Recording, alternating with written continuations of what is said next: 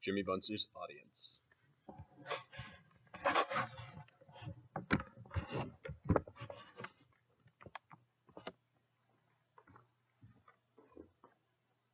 Is our light good? Okay.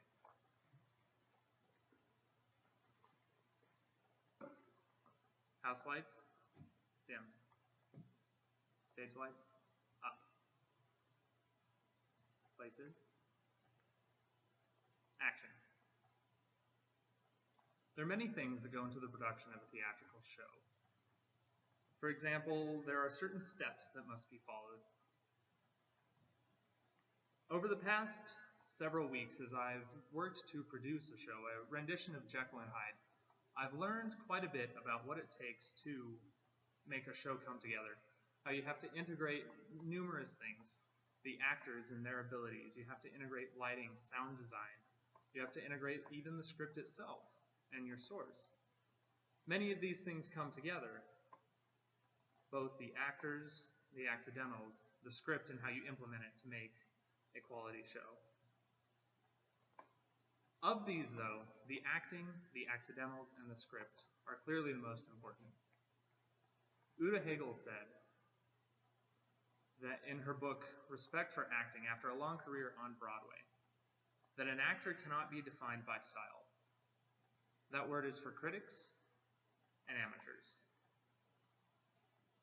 Instead, each actor must be coached according to their ability. You can't tell someone how to play their role, how to do their act. Instead, you help them find their own style, though Uta would be not happy at my use of her word. Timing and teamwork must be integrated. Together, your cast must learn to not only know their lines, but work together on team, get their timing right, match the lighting cues. And they have to jive together. They have to be able to improv and play off of each other's strengths, not be detracted by each other's weaknesses. This is something that has to be coached. But it's just one small piece of the show itself. The next piece, arguably just as important, are the accidentals that go along with it. The lighting, for example, is important. For example, if I wanted a character to feel sad, I could make him or her blue. If I wanted to show expression, I could raise the lights on that character. If I wanted to express a certain emotion or a mood, I could change the lighting. In fact, Bill Williams, a respected theater professor, states in his free online course, Lighting Design 101, that the only rule of lighting is that there are no rules. Equally important, too, are the sound. How does music play into a production? Is it musical? Is it spoken? Do you need sound effects? Do you need pyrotechnics? And all of this is integrated through the support of your support staff, your stage technicians, your stage manager, your house manager. Everyone works together as a team, much like the acting, in order to produce a show that is show-worthy. The final piece, and perhaps not quite as obvious, is the script selection. There are multiple genres. Do you want to produce drama or comedy?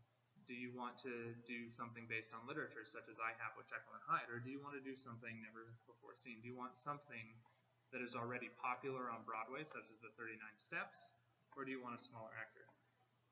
And in that, you have to consider publisher. You have to consider royalty fees. You have to consider how much the production is going to cost. The average musical, for example, is well over $1,500 to license. My show, $350. And on that, you have to be concerned with copyright law. You can't change a dialogue at your whim.